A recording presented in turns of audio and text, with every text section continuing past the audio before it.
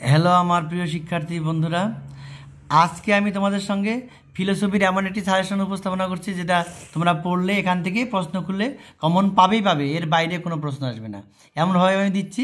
তোমরা এগুলিকে দেখে যাও, তোমরা তো সারা বছর পড়াশোনা করেইছ।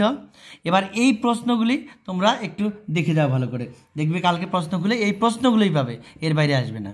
তাহলে 1 নম্বর প্রশ্ন দেখো, স্টার দেওয়া হিসেবে এগুলো কি ভালো করে দেখে যাবে। আমি স্টার দিলাম, 2টা 3টা করে স্টার দিয়ে দিচ্ছি, যেটা যেভাবে দেওয়া আছে সেটা দেখে দেখে পড়ে যাবে, কিন্তু 3 স্টার এগুলো সবার আগে ভালো করে করবে। 1 নম্বর, বচন বলতে কি বোঝায়?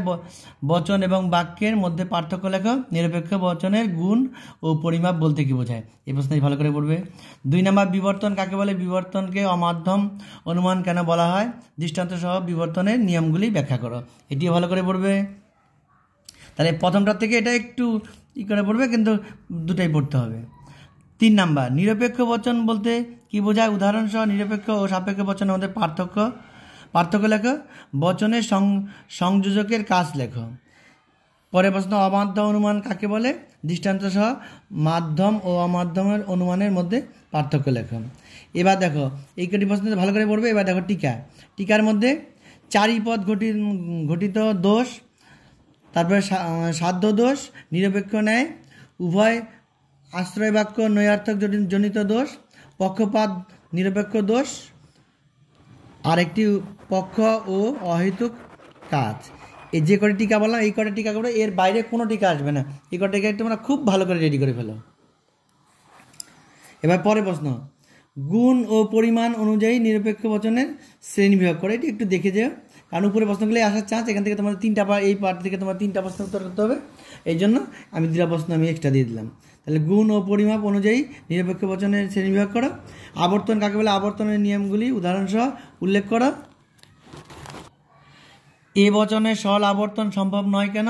কোন ক্ষেত্রে কি এ বচনের সরল আবর্তন সম্ভব ও বচনের আবর্তন সম্ভব নয় কেন? এই যে প্রশ্নগুলি বললাম, এগুলি কিন্তু বিভিন্নভাবে ঘুরিয়ে ফিরিয়ে আসে এবং তোমাদের নাম্বার কিন্তু 4+3 বা 2+3 এইভাবে কিন্তু বিভিন্নভাবে ঘুরিয়ে ফিরিয়ে নাম্বারগুলো থাকে, সরাসরি থাকবে না। বা 5+2 বা বিভিন্নভাবে তোমাদের 6 নাম্বার 8 নাম্বার বিভিন্নভাবে মিলিয়ে দিবে। তোমরা এখান থেকে সেভাবে পড়ে যাও। 6+2ও থাকতে পারে, এভাবে আসে কিন্তু। এবার লাস্ট প্রশ্ন, বস্তুগত বিবর্তন বলতে কি বোঝায়? বস্তুগত বিবর্তন কি প্রকৃত বিবর্তন বলে চলে? তাহলে এই প্রশ্নটা একটু হালকা দেখে যায় তোমাদের। তাহলে 2 স্টার দেওয়া যে 2টি প্রশ্ন আছে এগুলো একটু দেখে যাবে, আর বাদ বাকিগুলো কিন্তু ভালো করবে। এখান থেকে তোমাদের কমন পড়বে এমনভাবে রেডি করবে যাতে তোমাদের আর কোনো অসুবিধা না হয়। এগুলিকেই বারবার দেখে যাও। সারা বছর তো তোমরা পড়াশোনা করেছো, এবার শুধু এই সাজেশন মাফিক এই কটা প্রশ্ন তোমরা একটু ভালো করে দেখে যাও, তাহলে দেখবে পরীক্ষা হলে গিয়ে আর চিন্তা করতে হবে, কমন পাবে। এখানে সব মিলে 3টে প্রশ্ন আছে দেখো। এই 3টি প্রশ্ন থেকে একটি প্রশ্ন তোমাদেরকে পরীক্ষা হলে উত্তর করতে হবে অবশ্যই সরাসরি। আরেকটি প্রশ্ন একটু যে ঘুরিয়ে বিভিন্নভাবে লিখে প্রশ্নগুলি যে আসে ভেবে আসবে।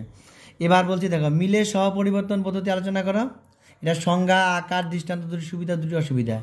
মিলের অনম্বয়ী পদ্ধতির আকার, সংজ্ঞা, দৃষ্টান্ত, সুবিধা অসুবিধাগুলি লেখো। মিলের ব্যতিরিকী পদ্ধতি, সংজ্ঞা, আকার, পদ্ধতি, দৃষ্টান্ত, সুবিধা অসুবিধাগুলি লেখো। এই 3টি প্রশ্ন পড়লে তোমাদের কোনো দিকে এদিক ওদিক করতে হবে না। এখান থেকে কমন পড়বে, 2টা প্রশ্নই পাবে এখান থেকে, এই নিয়মের মধ্যে আসবে। একটা তোমার যে বিভিন্নভাবে যে ঘুরিয়ে আসে প্রশ্নগুলো ওইভাবে আসবে, আর একটা তোমাদের সরাসরি এখান থেকে সরাসরি প্রশ্ন আসবে। এর মধ্যে কমন কিন্তু প্রথম 2টা, এই 2টা প্রশ্নকে খুব ভালো করে করবে। এই 2টার মধ্যে একটা আসার চান্স খুব বেশি, তারপরে পরেরটা একটু দেখে যাবে গেলো। আর টিকা, এখানে দেখো টিকাগুলি বলছি দেখো। কাকতালীয় দোষ, বহুকরণবাদ, অবৈধ সামান্যীকরণ দোষ, অপর্যবেক্ষণ দোষ, আবশ্যিক শর্তকে সম্পূর্ণ কারণ হিসেবে গ্রহণ করা জনিত দোষ, অবৈধ সামান্যীকরণ দোষ। এই কটা টিকা পড়বে, এখান থেকে 2টা টিকা কিন্তু তোমরা কমন পেয়ে যাবে। তাহলে এমনভাবে রেডি করো যাতে তোমাদের কোনো দিকে কোনো অসুবিধা না হয়। আমি তো এর আগেও সাজেশন দিয়েছিলাম, দেখেছি অবশ্যই, টেস্টের আগেও দিয়েছিলাম, তার অনেক আগেও দেওয়া হয়েছিল। এবার এটাকে ফাইনাল সাজেশন দেওয়া হলো। এখান থেকে এই প্রশ্নগুলি দেখে ভালো করে রেডি করে যাও। কালকে প্রশ্ন খোলার সঙ্গে 10টার সময় যখন প্রশ্ন খুলে দেখবে এই ধরনের প্রশ্নগুলি তোমাদের কমন পড়েছে অবশ্যই।